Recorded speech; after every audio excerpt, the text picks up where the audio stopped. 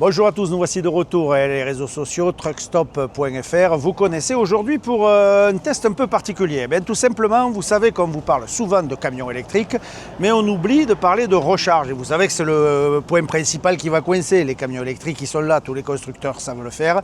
Mais la recharge, c'est quelque chose qui pose encore problème. Alors Milence pour info, c'est un groupement de plusieurs constructeurs, mais ça je vous en parle après le générique.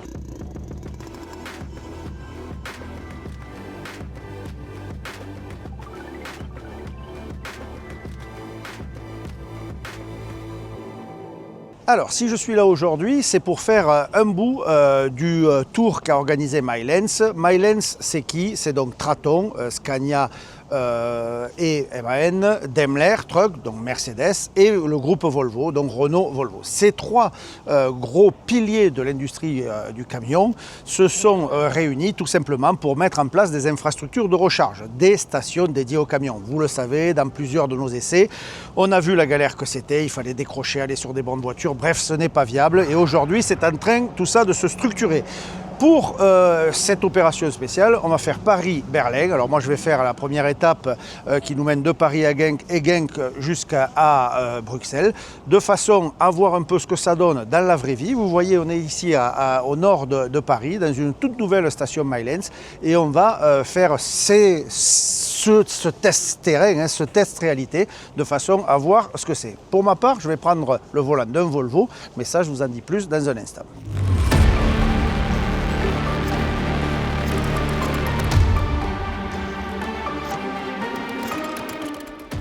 Alors vous savez, le débat souvent sur les camions électriques, c'est l'autonomie, le temps de charge et les endroits où on peut charger. Chez Milence, on a des hubs dédiés pour les camions et on voit que c'est fait pour ça. On n'a pas besoin de dételer, on n'a pas besoin de manœuvrer. On vient, on tourne, on se met en ligne et on vient plugger tout simplement la borne. On va pouvoir recharger, alors suivant votre camion, à différentes puissances, mais on va avoir des temps de recharge réduits. Sur certaines stations Milence, on a même la douche, le petit coin resto, les toilettes, bref, toutes les commodités pour les conducteurs. On peut imaginer une pause d'une heure où on va pouvoir se restaurer ou tout simplement aller prendre une douche et même sur certaines laver ses affaires. Bref, on commence à voir arriver une vraie infrastructure de recharge dédiée aux camions et c'est réellement ce qui manquait à aujourd'hui. Voilà, ça c'est une partie, on va le voir sur le terrain, mais en tout cas ce qui est sûr, c'est que les choses bougent.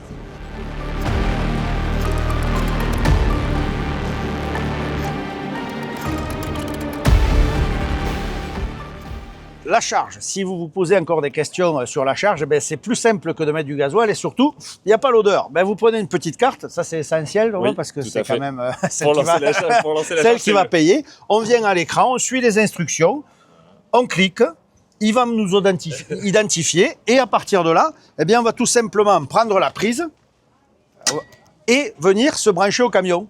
Jusque-là, rien d'extraordinaire. Ici, on plug. Le camion s'enclenche, ça a reconnu et c'est terminé. Maintenant, en gros, j'ai 3 quarts d'heure pour faire ce que je veux. Je vais aller boire un café, je vais me reposer. Bref, le camion va charger et on sera prêt à partir.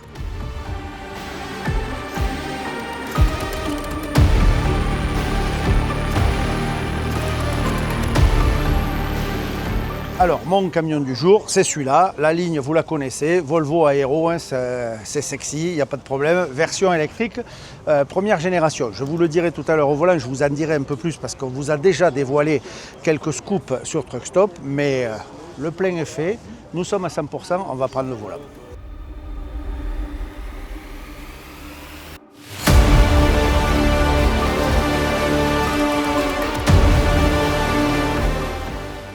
Alors l'itinéraire, pour ma part, on part ici de Paris, donc direction Lille, et puis on va monter à l'usine Volvo de Genk. C'est là où on va faire Ghent, alors vous dites Ghent ou Genk, suivant votre nationalité. C'est là où on va faire la première recharge. Ensuite, on ira à Bruxelles et on va parcourir l'Allemagne, les grandes montées-descentes de Kassel et enfin direction Berlin. Voilà, ce qui est important dans cet essai, c'est pas trop ce qu'on va consommer, ce qu'on va faire. Il y a 4 différents camions qui vont faire le parcours, donc plusieurs marques. Je vous rappelle, Milans, c'est l'association de Daimler Truck, donc Mercedes, du groupe Volvo, donc Renault, Volvo, et ensuite de MAN, Traton, donc Scania et MAN. Alors, il n'y a pas de Scania sur le parcours, il n'y a qu'un MAN, mais en tout cas, le groupe Traton est partenaire de Milans, actionnaire de Milans, et l'idée c'est tout simplement de mettre en avant qu'aujourd'hui il y a des stations camions, dédiées camions, de recharge à l'électrique,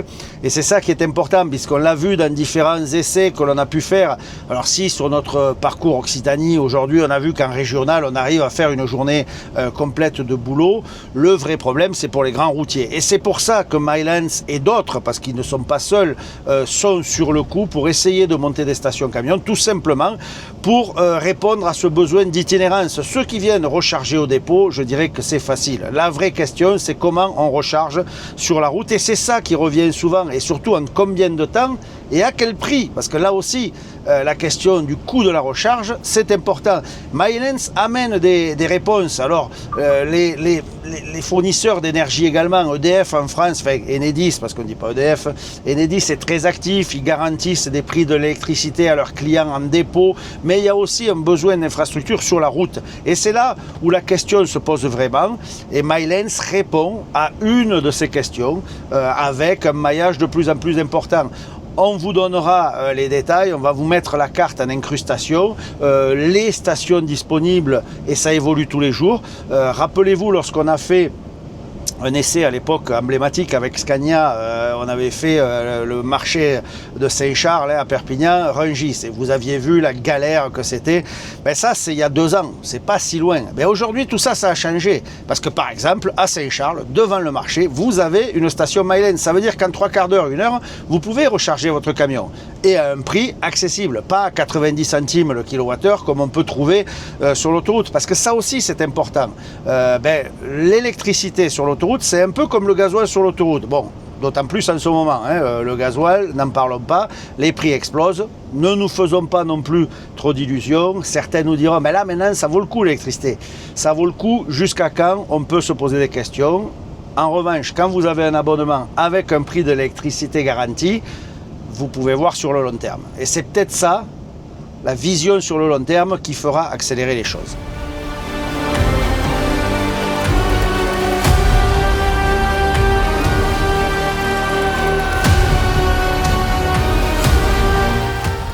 Parlons un peu du camion dans lequel je me trouve. Eh bien, vous le connaissez, ce camion. On l'a vu, FH électrique, on le connaît, les grands chiffres, 490 kW, vous savez, c'était un peu le précurseur des camions électriques. Et il fait un peu old school maintenant, parce que on vous l'a dévoilé déjà sur Truck Stop, on vous a montré les futures générations qui arrivent. Et d'ailleurs, à ce sujet, d'ici peu, vous allez me voir au volant de la nouvelle génération, et croyez-moi, ça va faire un gros changement. Mais pour parler de ce camion, ben, c'est tout simplement un FH comme on le connaissait.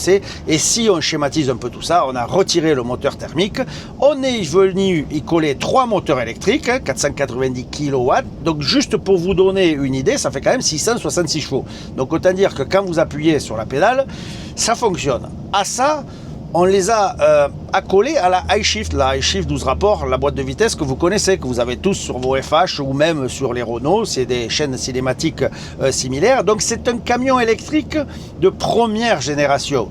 Ça a eu pour effet quand même de pouvoir implanter ces véhicules électriques en nombre assez conséquent. Alors je relativise parce que c'est pas quand même c'est 2% du marché, donc on va pas non plus casser 3 pattes à un canard, soyons clairs. Mais ils sont là, ils sont présents, et ça fait un premier contact à l'électricité. Ces camions-là, ils sont pas faits pour faire la longue distance, on va pas se mentir. Quand vous avez fait 300 bornes, déjà, il va falloir commencer à chercher une borne de recharge. Non, c'est pour des missions bien dédiées, de la liaison interusine, des navettes, du régional, pourquoi pas des relais en messagerie. La maison Bioré en a quelques-uns, et ça fonctionne, on l'a vu que ça fonctionne. Aujourd'hui, les nouvelles générations vont arriver sur le terrain, et là ça va commencer à changer la donne, parce qu'on annonce, Volvo annonce quasiment 700 bornes. 700 bornes, si on y réfléchit, déjà dans la journée, parfois c'est difficile à faire, 700 bornes. Donc peut-être que là ça aura du sens, et CQFD il va falloir la recharge. Alors si c'est d'un point A à un point B, c'est facile, vous rechargez ou d'un côté ou de l'autre, vous avez votre ligne. En revanche, en itinérance, c'est là où les gens comme Milence entrent en jeu pour offrir des infrastructures de recharge dédiées.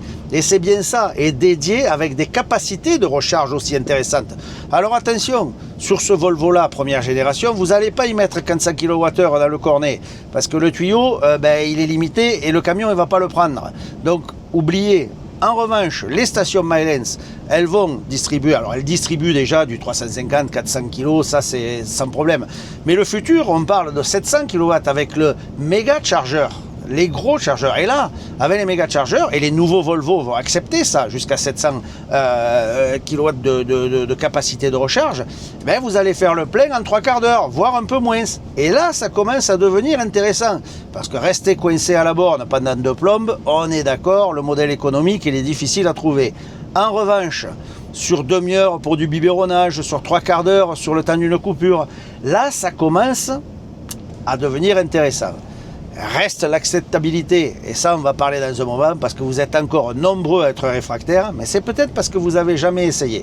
Moi je ne suis pas un pro électrique, alors les sauvages là d'internet, calmez-vous, je roule avec des gros 700 chevaux au diesel, donc je ne vais pas vous dire passer à l'électrique, mais par contre, ce que je peux vous dire, c'est qu'une fois que vous avez conduit ça, c'est différent, mais ça on en parle dans un moment.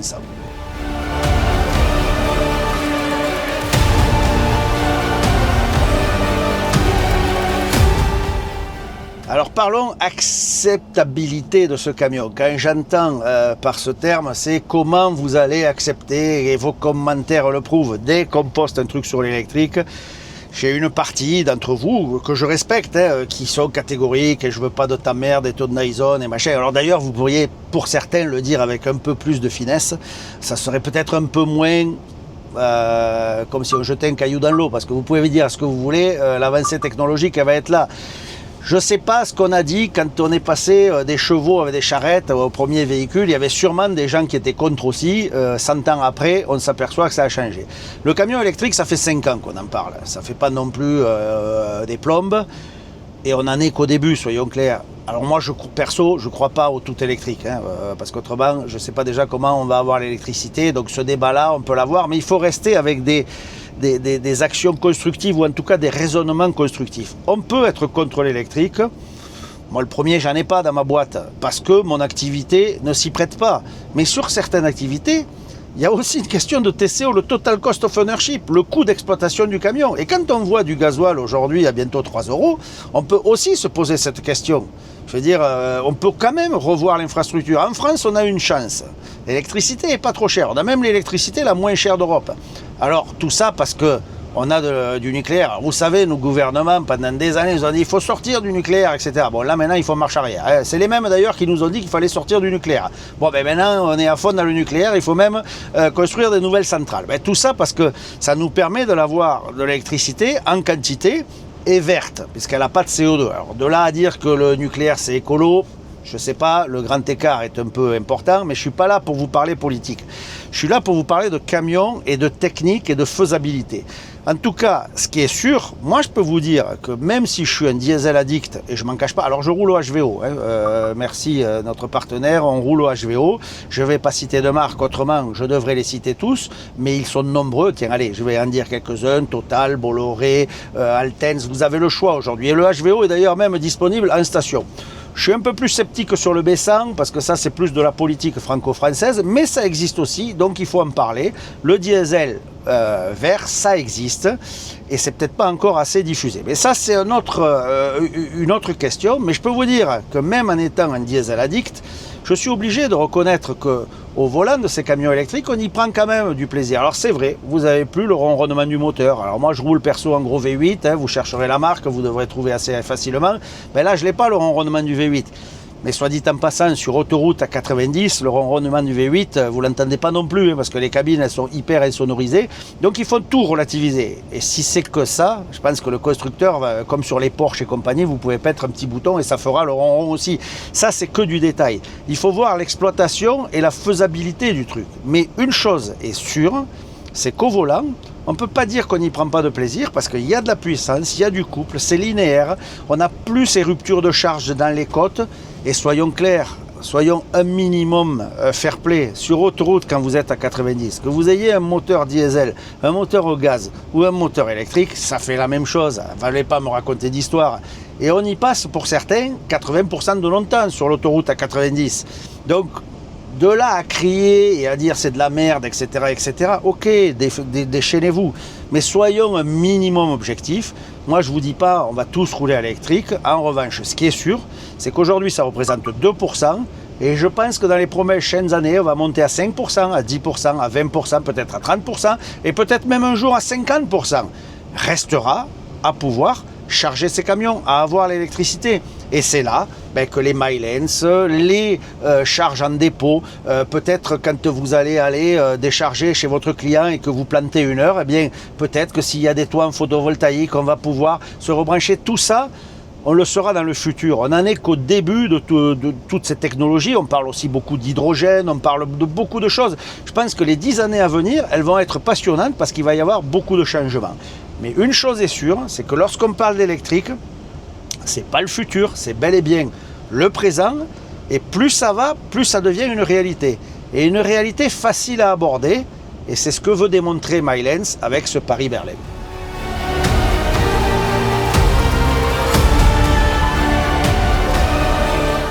Autre chapitre dont je dois vous parler, la sécurité active. Eh bien, ce Volvo, il est comme tous les derniers camions, avec les nouvelles normes. On a la correction de trajectoire, le maintien, le radar, on a vraiment tous les accessoires. Et ça, c'est parfois un peu saoulant, je dois vous l'avouer. On est tous d'accord, quand ça fait bip bip, etc., ça saoule un petit peu. Maintenant, il y a une réalité, c'est qu'une faute d'inattention, le camion va le corriger. Les rétro-caméras, bon, certains s'en plaignent. Honnêtement, une fois qu'on y est habitué, je dois l'avouer, c'est pas toujours facile, mais sur le Volvo, c'est pas mal. Alors, il y a des constructeurs où c'est plus ou moins réussi. Toujours un peu de mal avec le MAN et ses angles, etc. Voilà. Alors, sans critiquer l'un ou l'autre, on a des affinités avec les uns et les autres. Celui-là, je dirais que c'est assez bien fait. En tout cas, ça tombe naturellement. Et ça, que vous ayez un camion gaz, diesel, électrique, le résultat est le même, puisque l'environnement il est strictement identique. Il n'y a rien de spécial avec le véhicule électrique. Mais c'est vrai que plus ça va, plus les camions ils sont équipés d'organes de sécurité, les angles morts, ça c'est vraiment bien. Alors le paradoxe sur le Volvo, je le dis souvent, il y a plusieurs constructeurs qui font ça, notamment Mercedes qui a été le précurseur en la matière. C'est quand même dommage d'avoir laissé l'antéviseur qui est horrible sur le Volvo, soyons clairs, c'est carrément horrible. Avoir laissé l'antéviseur comme ça, ou le rétro d'accotement, peut-être inspirez-vous de ce qui se fait par exemple chez DAF, le Corner View qui est juste une merveille. Ça aurait été peut-être complet dans la démarche. Voilà, ça c'est des petits détails. Peut-être d'ailleurs que les nouveaux qu'on va découvrir très vite n'auront plus ces appendices. Mais en tout cas, voilà, tout est là pour le confort du chauffeur. La Volvo Dynamic Steering aussi, cette direction électrique que vous pouvez régler à votre guise. Ça, c'est juste magique. Avec l'écran central, vous pouvez régler le retour, la dureté de votre direction. Bref, vous pouvez personnaliser comme vous voulez. Et ce qui est top, c'est que quand vous remettez votre carte de conduite dans le camion, comme il reconnaît votre station de radio, il reconnaît vos réglages de direction. Voilà, tous ces petits détails, honnêtement, pour le conducteur, ça personnalise réellement le véhicule et je dirais que c'est un bon point.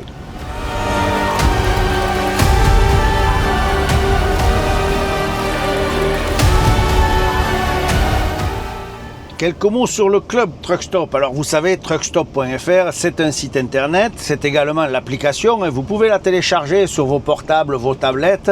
Vous allez sur le Google Play, Apple Store, etc. Vous téléchargez Truckstop, c'est gratuit. Donc vous pouvez y aller, vous aurez du contenu, vous aurez des vidéos. Mais nous avons aussi le club. Et là, vous pouvez devenir membre. 4 € par mois, un cappuccino sur l'autoroute. Et vous avez un tas de privilèges. Alors un contenu complètement illimité. Vous pourrez voir vraiment les coulisses de tous nos reportages, mais également des avantages, notamment sur les Grands Prix. On va bientôt démarrer les courses. On a Dijon, on a eu Dijon, on va avoir le Castellet, on va avoir Nogaro. 25% de tickets d'entrée pour chaque membre du club, donc des avantages et pas mal de privilèges aussi sur les Grands Prix. On va vous faire découvrir des coulisses, un grid wall, on va vous faire un petit briefing à valeur sur ce qu'il faut voir, ce qu'il ne faut pas louper dans le week-end. Bref, vous serez nos invités privilégiés sur les Grands Prix, mais pas que. On a plein d'autres événements, on vous en parlera. Donc truckstop.fr ou bien l'application. N'hésitez pas, devenez membre. Et puis n'hésitez pas également à vous abonner aux réseaux sociaux. Là encore, c'est gratuit. Vous cliquez j'aime, vous nous laissez vos commentaires.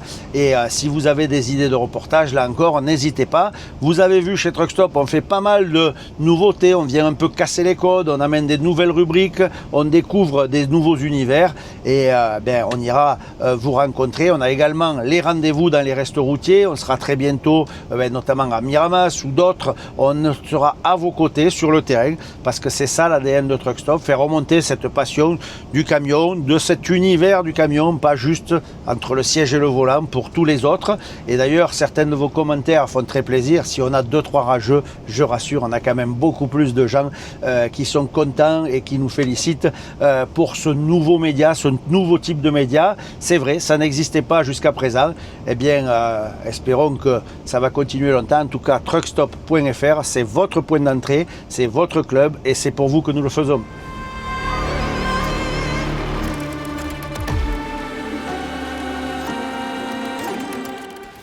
Toujours au volant de ce Volvo, sur ce Paris-Berlin, cette expérience Milens qui va prouver les stations, qu'il existe des stations de recharge pour ces camions électriques. Parlons des nouveautés qui arrivent et je vais vous donner en avant-première quelques nouveautés. Vous avez pu le découvrir en premier d'ailleurs sur Truckstop. Le Volvo, il va changer. Alors, on vous l'a dit, ce Volvo FH, c'était un peu une sorte de rétrofit. On prenait un camion conventionnel, on enlevait le moteur diesel, on y mettait un moteur électrique. Donc ça, on connaît. Le nouveau FH électrique, la deuxième génération, c'est plus tout à fait pareil. Ce sera des vrais camions électriques. Alors, qu'est-ce qu'ils auront, ces camions? On va les essayer très bientôt, donc je ne vais pas tout vous dire. Il y aura un modèle long haul, un modèle extension range, celui qui va faire la longue distance. Alors ça fait toujours rire quand on parle de longue distance en électrique, mais vous savez, il y a le Mercedes qui annonce 500, 600 km facile. Eh bien, le Volvo, lui, il va annoncer 700 km. 700 km sur une charge, tout simplement parce qu'il va avoir des capacités de batterie supérieures, parce que le camion, il va être un peu plus imposant. Et vous le voyez déjà, allez sur notre site internet, vous pouvez cliquer. Je vais vous mettre quelques images en incrustation. L'empattement du camion a grandi. On met plus de batterie dans l'empattement et surtout ce nouveau FH pour le grand routier, il a un e-axle et c'est ça la différence. L'e-axle, c'est cet essieu où tout est dans une seule pièce, le moteur électrique, enfin les moteurs, parce qu'il y en a deux, la transmission 6 vitesses pour le Volvo, là aussi c'est un scoop, 6 vitesses, et le pont, tout est un même élément. Et vous l'aviez vu peut-être à Solutrans, parce que Renault en avait monté un exemplaire, il y a cette petite roue derrière, puisque c'est un 6.2 maintenant, tout simplement pour accepter de la charge à l'essieu. Et sur ces types de camions, on va pouvoir aller jusqu'à 29 tonnes de charge utile. Bref, on va pouvoir faire du vrai transport avec des longues distances, parce que 700 km en électrique, clairement, vous pouvez faire la journée. C'est en train de changer, la technologie évolue, donc gros changement. On passe de la iShift que l'on connaissait, 12 rapports, qui était une boîte existence, ça existait, on a pris ce qu'il y avait au catalogue, on a mis des moteurs électriques, ça a fait le job. Mais maintenant, il est l'heure de passer à des choses sérieuses. Et Volvo le fait avec ce nouvel e-axle, ça c'est pour le grand routier. Mais du même coup, on va changer toute la gamme des FH. Et on va également changer la chaîne cinématique. Vous pourrez trouver des 8, 4D6, 4D6, 2, bref, tous les modèles, non pas avec des e-axle. La Volvo prend la stratégie, comme le fait Scania, comme le fait MAN ou d'autres, d'avoir un combiné moteur-boîte, c'est-à-dire un seul et même combiné qui va être au milieu du châssis, accouplé à un ou des ponts traditionnels. Si c'est un 8.4, vous aurez 2 ponts. Si c'est un 4.2, vous aurez un seul pont. Et ça va également permettre de mettre plus de batteries, de gagner du poids, bref, d'avoir des camions qui répondent aux missions dédiées. Tout ça, on vous le donnera en détail, on va vous le présenter très bientôt, plus que quelques jours et je vais me rendre en Suède pour prendre le volant de ces camions et évidemment, d'ici quelques semaines, vous retrouverez la vidéo sur Truckstop. Bref, on voit que ça évolue. Volvo a été précurseur, a été un des pionniers. D'ailleurs, c'est eux qui ont fait, avec Renault, Cocorico, les meilleures immatriculations en France sur ces véhicules électriques. Eh bien, ces nouveaux camions, cette nouvelle génération va sûrement permettre de passer à la vitesse supérieure. Alors sur les images, on vous en parlera encore quand je serai en Suède, vous voyez peut-être une extension derrière la cabine. Ben ouais, pour l'instant c'est dommage. Alors ça c'est un message pour Volvo. C'est dommage, c'est vide. C'est juste parce que comme on allonge l'empattement du camion, il ne faut pas qu'il y ait un trou entre la cabine et la remorque. Donc on vient mettre ces gros déflecteurs. Ben ça pourrait peut-être laisser imaginer à Volvo, et qui sait, d'ici quelques années on pourra l'avoir, d'avoir un grand slipper. Pourquoi pas, au lieu d'avoir cette place qui est vide et qui sert à rien, avec juste des déflecteurs, ben chez Volvo il existe un truc super cool, c'est les Volvo américains. Donc un petit VNL mixé avec un FH, ça pourrait nous faire un VNLH ou vous l'appelez comme vous voulez. En tout cas, ça pourrait nous faire un putain de beau camion avec un gros slipper. Et là, je pense qu'avec un machin comme ça, ben, vous seriez numéro 1 dans le cœur des chauffeurs. Parce que certes, ce serait électrique, on aurait toujours 2-3 rageux, mais au niveau expérience de vie à l'intérieur, là, ce serait autre chose. Allez, je dis ça, je dis rien. Attendons, qui sait, ça viendra peut-être un jour.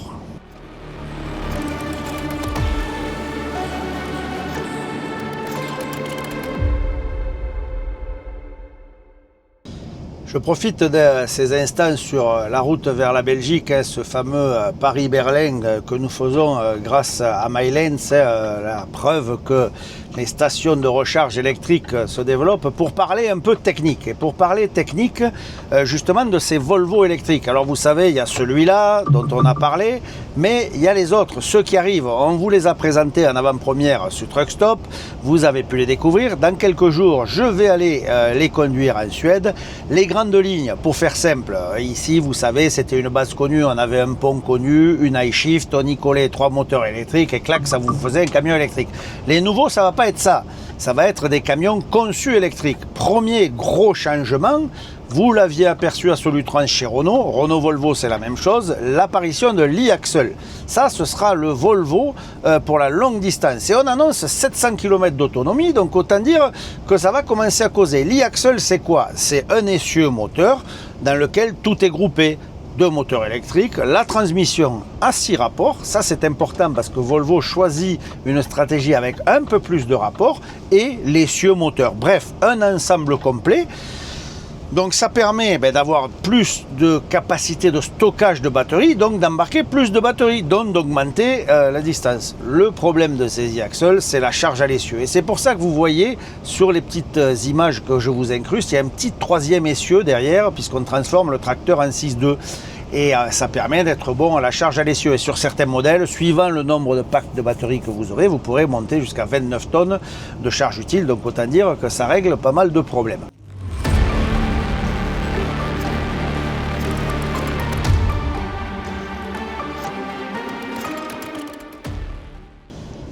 Les autres nouveautés que Volvo nous réserve, parce qu'il y en a plein, hein. En gros, je vous le fais simple, ils vont changer la gamme entière, même les FE, les FL, etc. Tout va changer. Et là encore, on va avoir des surprises avec l'apparition de batteries LFP. La technologie pour l'instant sur les FH, on reste sur la technologie existante, donc pas de LFP encore. On est sur une densité énergétique un peu plus haute, mais bref, ça on verra tous les détails lors de l'essai.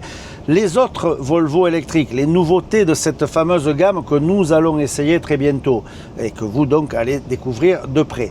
On aura un combiné moteur-boîte avec un pont traditionnel, ce que vous avez chez d'autres constructeurs. On va en citer parmi d'autres, mais par exemple un Scania, un MAN, c'est comme ça. Vous avez ce fameux, cette électromachine, c'est-à-dire c'est une transmission couplée à des moteurs électriques. Et là, chez Volvo, nouveauté également, 8 rapports. Tiens, 8 rapports, c'est pas mal. On a vu que la tendance était plutôt à baisser le nombre de rapports. Ben Volvo, il dit non, on va optimiser au maximum et on met 8 rapports. Donc ça, c'est pas mal. Les puissances, elles vont varier.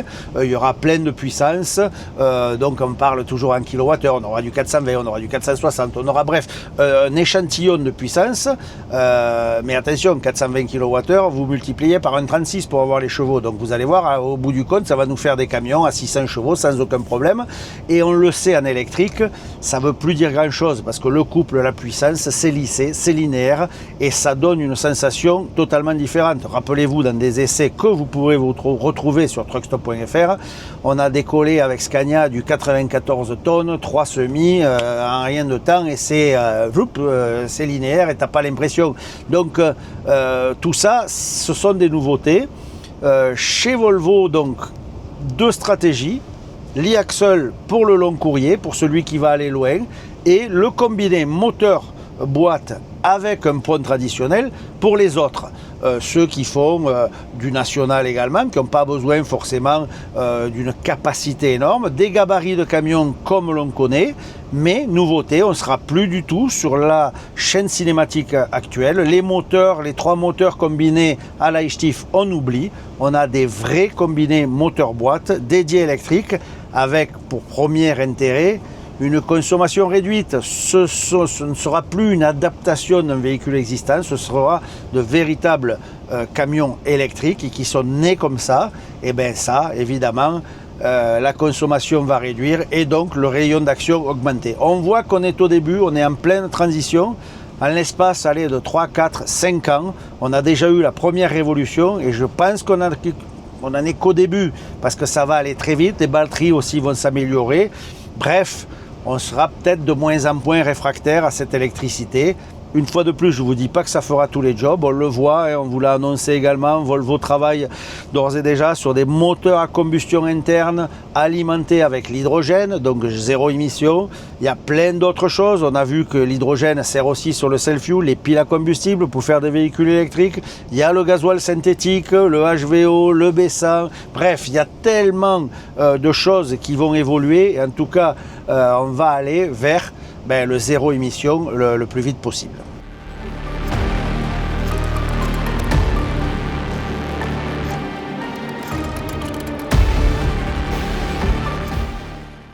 Juste quelques mots concernant les conditions météo de cet essai. Vous avez vu, j'ai mis les lunettes de soleil tout simplement parce qu'il fait beau. Alors la température n'est pas extrêmement haute, mais on est quand même sur des températures agréables. On est à 19 degrés, donc honnêtement c'est la température idéale pour ce genre d'essai. Il fait beau, pas de vent, donc rien à signaler. Et au niveau de la consommation, ça se ressent évidemment. Là, vous voyez, on a déjà quand même parcouru pas mal de kilomètres. Je suis allé à une trentaine de kilomètres de Lille et il me reste encore plus de 320 kilomètres d'autonomie. Donc autant dire que ça passe largement. Mais ce qui est sûr, c'est que la météo, ça aura une incidence sur ces camions électriques, comme ça a une incidence sur les camions diesel. Si ce n'est que sur le diesel, on est peut-être un peu moins stressé parce que qu'on soit à 25 litres ou 27 litres, vous arriverez au bout. Si vous avez 800 litres dans le réservoir, évidemment que vous ne stressez pas sur le point d'arrivée. Sur les camions électriques, ça a une incidence, on l'a vérifié sur plusieurs de nos essais. Le vent, la pluie, le froid, le chaud, tout ça, ça a de l'incidence. Le mythe de il faut éteindre la clim pour aller plus loin, sur un camion c'est pas tout à fait vrai quand même, je vous rassure, vous pourrez rouler avec la clim, avec les conditions de route correctes, c'est pas ça qui va faire varier trop l'autonomie du camion, mais en tout cas la météo, oui, ça a une incidence. C'est pas pour rien non plus, et vous l'avez vu à plusieurs reprises, que dans Truck Stop on vous a fait part des essais par grand froid hivernaux à moins 30, moins 40 de ces camions électriques. On l'a nous-mêmes vécu avec Scania. On était parti en Norvège faire des essais sur la glace, etc. Là encore, ça fonctionne. Les petits bip-bip que vous entendez, c'est tout simplement les alertes. Là, je suis en train de dépasser un autre camion, donc j'ai mon petit rappel visuel au rétroviseur qui me dit attention, il y a en tout cas il y a un obstacle, et là je peux me rabattre. Et tout ça, ces camions modernes, ils l'ont, mais ça c'est pas une question d'électrique. Aujourd'hui, tous les camions modernes sont équipés de la même façon. Vous savez, les normes de sécurité sont les mêmes partout en Europe.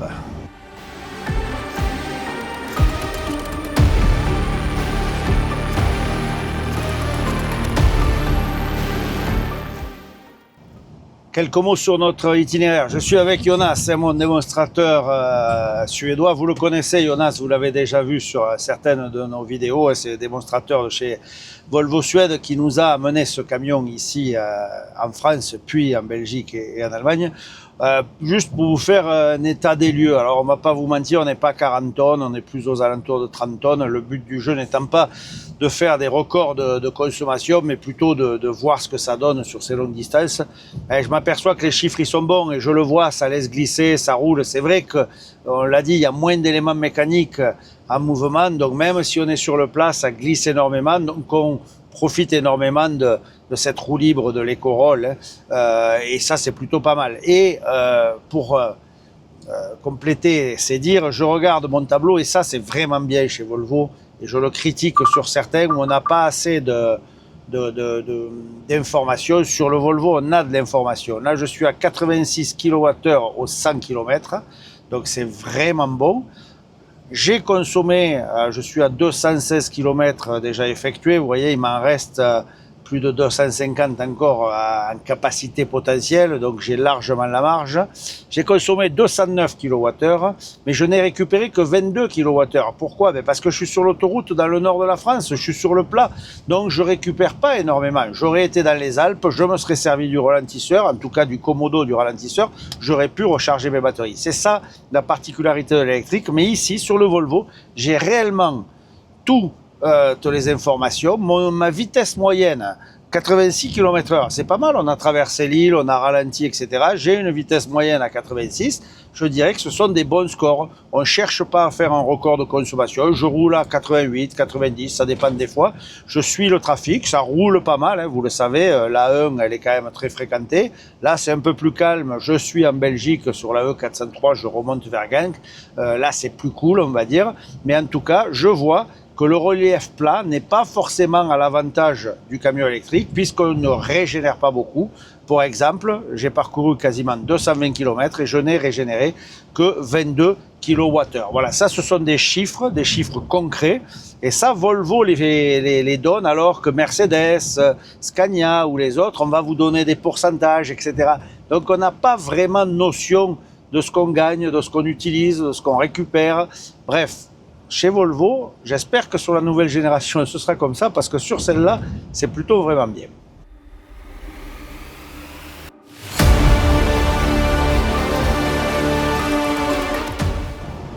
Un point dont on ne parle pas très souvent sur le Volvo, c'est la visibilité de l'ensemble. Et c'est vrai que Volvo a été le premier à avoir ces angles plongeants ici, à dégager cet espace. C'est vrai que les portes, elles ont les angles qui plongent. Ça a été un des premiers à designer les cabines comme ça. On sait que maintenant tout le monde le fait, preuve année, hein, c'est les nouveaux DAF, etc. Tous les nouveaux camions sont comme ça, de façon à avoir un maximum de visibilité et afin de casser les angles morts. Et c'est vrai que si parfois, si on n'est pas habitué, ça peut déranger. Par exemple, les anciennes DAF où on était très bas, si bas, avec en gros un champ de vision réduit par rapport à la nouvelle gamme. Et bien chez Volvo, ça a souvent été le cas. Ils ont été précurseurs là-dessus. Et maintenant qu'il y a ces rétrocaméras, c'est d'autant plus vrai que ça vous dégage l'espace, et notamment dans l'arrivée sur les ronds-points ou autres, on a le rétro qui ne nous cache plus l'angle mort. Il est sur le montant, donc bien plus caché, en tout cas intégré dans la cabine du camion, ce qui dégage le champ de vision.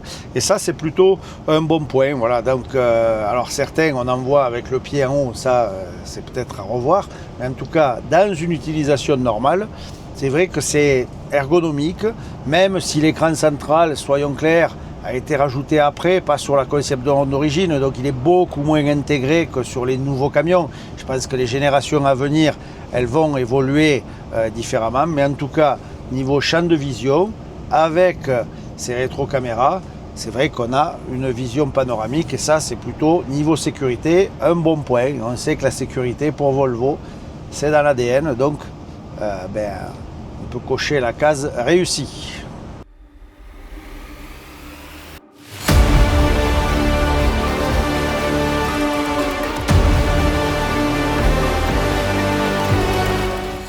Ça y est, vous le voyez sur les images extérieures avec le drone, nous arrivons en convoi à la station Mayllens, ici à l'usine de Genk. Ça c'est implanté à côté de l'usine Volvo. C'est vrai que Volvo est très en avance sur toutes ces technologies électriques, tout comme Mercedes ou Traton. Et bien, il va de soi que l'approvisionnement de l'usine se fait avec certains camions électriques. Donc, ils ont implanté une Milence juste à côté de l'usine et qui est ouverte à tout le monde. Ce qui veut dire que sur cette ligne Paris-Berlin, eh bien, on pourra très bien s'arrêter à la station Milence. C'est plutôt un bon point. Et là, les 4 camions, eh bien, il y a 4 baies pour recharger. Eh bien, les 4 camions vont se positionner. Vous voyez le Mercedes devant nous, le Volvo, le Renault et le MAN à la suite. Les 4 camions vont pouvoir trouver leur place sur les baies. On va aller à l'extérieur complètement parce que comme on recharge à droite, du coup, on se mettra directement sur la position à droite. Certains camions ont la charge de chaque côté. Ici, sur le Volvo, c'est à droite. Donc, on va aller tout simplement se positionner sur la baie numéro 4 de façon à pouvoir charger à droite.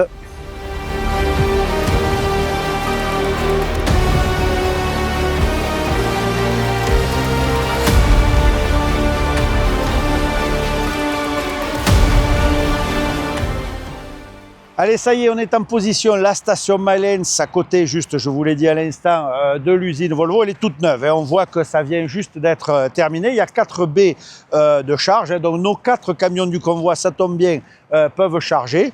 On est à 40%, disons, de batterie. Donc on va remonter à 100% assez rapidement. Les stations Milence, il y a la puissance. Ce sont des stations dédiées pour les camions. Et suivant le modèle que vous avez, vous pourrez charger plus ou moins vite. Le Mercedes i600 avec ses batteries LFP, eh bien, on peut y mettre 400 kg d'un coup, ça va les prendre. Le Renault, le Volvo vont être limités pour l'instant. Idem pour le MAN, ça va baisser à 80%. Bref, la charge, ça diffère suivant le type de batterie que vous avez et le type de prise que vous avez. Pour l'instant, on est en CCS2. On sera plus tard sur du méga charger. Tout ça, ça évolue très vite. Ça fera aussi partie de l'équation des camions électriques. Je vous en ai parlé tout à l'heure sur la route. Volvo prépare une nouvelle génération où on va pouvoir aller jusqu'à 700 kWh. Donc, autant dire qu'on va charger beaucoup plus vite qu'aujourd'hui. Voilà. Allez, nous, on fait la pause. On se retrouve demain matin, direction Bruxelles. Et ensuite, le convoi partira vers Berlin. Allez, à tout de suite, parce qu'avec la magie de la vidéo, en un clin d'œil, on sera demain matin.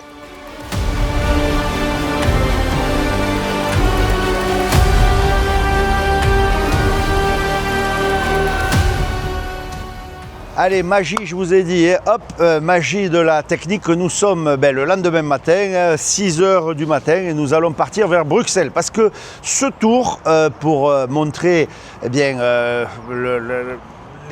l'expansion de Milence, on va dire en tout cas le développement des stations de recharge, c'est aussi pour faire de la politique. Hier, il y a eu une action à Paris, aujourd'hui ce sera à Bruxelles, demain à Berlin. Bref, tout au long du chemin, il y a des actions avec les autorités parce que le développement des camions électriques, ça passe aussi par l'infrastructure et les autorités ont un point important. Donc plus que des discours, on y va, place au volant et on va à Bruxelles, histoire d'enfoncer le clou.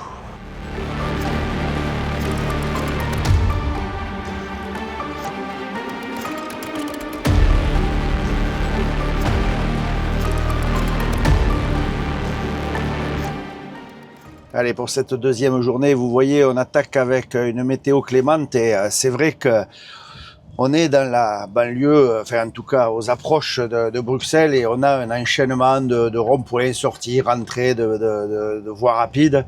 Et c'est vrai que ce camion électrique, c'est là où ça prend tout son sens. Honnêtement, sur l'autoroute, c'était bon, c'est un camion comme un autre, ça va tout droit, on n'entend rien. Mais c'est là où cette évolution dans le silence et dans la souplesse de l'électricité, c'est là où ça prend vraiment tout son sens. Et c'est là où vous apprécierez bien cette conduite qui diffère un peu, soyons clairs, de la conduite traditionnelle. Il faut penser à freiner ou en tout cas ralentir le camion, chose qu'on ne faisait pas avec un camion diesel. Au contraire, on vous disait toujours ne freinez pas, ne ralentissez pas. Mais ici, il ne faut pas hésiter à la moindre occasion à solliciter un peu le ralentisseur de façon à recharger ses batteries. Voilà, tout ça, c'est une nouvelle façon de conduire, on le dit souvent. Il faut l'essayer pour comprendre et peut-être l'adopter. Je ne dis pas que tous aimeront, mais en tout cas, pour la plupart de ceux que je connais qui ont eu la chance ou en tout cas qui ont pu conduire ce type de camion, c'est vrai que peut pas dire que c'est désagréable, bien au contraire. Et c'est dans les embouteillages, dans les centres urbains, à l'approche comme ça des zones un peu compliquées, où on va apprécier justement cette conduite du camion électrique. On continue, toujours direction Bruxelles, de façon à aller voir nos politiques pour leur faire comprendre que s'ils veulent réellement que l'électrification se fasse, il va falloir pousser un peu sur les infrastructures, parce que les constructeurs, on le voit, devant Mercedes, MAN, nous Volvo, derrière Renault, Scania et les autres, tout le monde est prêt, mais un petit détail près, faut trouver des bornes. Donc, ok, Milence fait un pas, mais ça suffira pas. Il en faudra beaucoup d'autres pour que le maillage fonctionne et que on passe au zéro émission.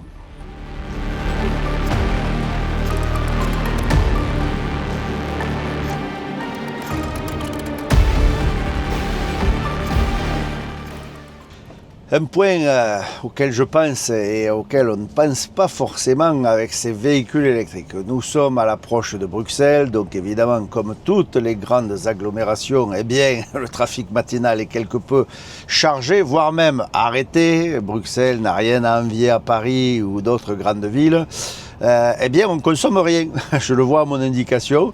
Dans les embouteillages, la consommation elle est proche de zéro. Alors avec un camion diesel, c'est pareil. Il y a le moteur qui tourne au ralenti, on ne consomme pas énormément. Mais la différence ici, lorsqu'on est arrêté, c'est consommation zéro. Il n'y a pas de ralenti, il n'y a pas de tout ça. On est à zéro. Et ça, ça fait des petits gains. Mais petits gains plus petits gains, ça va nous permettre de faire notre journée avec beaucoup plus de sérénité.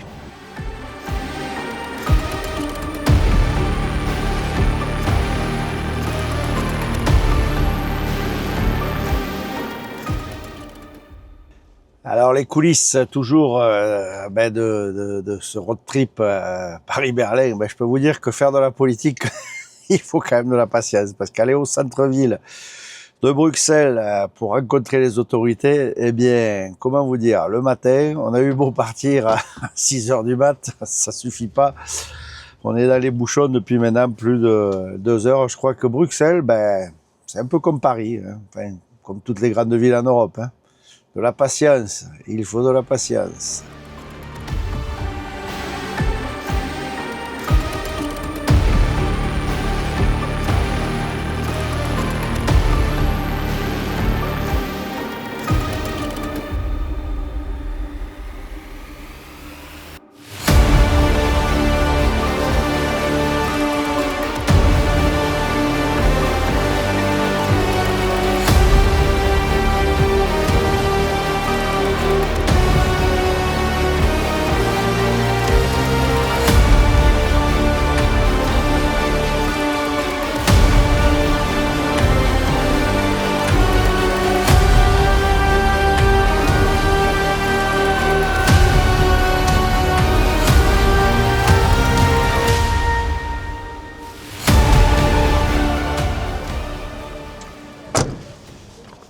Voilà, c'est la fin de ma partie. Le reste du convoi va partir vers Berlin. Nous sommes à Bruxelles. On ne pouvait pas faire mieux. On est réellement au centre.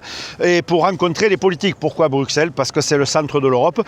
Parce que la politique, elle va avoir un impact sur ces camions électriques. Alors certes, ils nous ont forcés à faire des camions, les constructeurs ont fait les camions, et maintenant il faudra parler infrastructure de recharge. Et c'est là que justement ces discussions viennent trouver tout leur intérêt. Il me reste à vous souhaiter bonne route, soyez prudents, à très vite. Truckstop.fr, c'est votre point d'entrée. Vous retrouvez nos articles, nos vidéos, et également sur les applications. N'hésitez pas à la charger, c'est gratuit. Google Play, App Store, bref, vous connaissez le chemin. Vous chargez Truckstop et vous pouvez visionner tous nos contenus. À très bientôt, place à la discussion.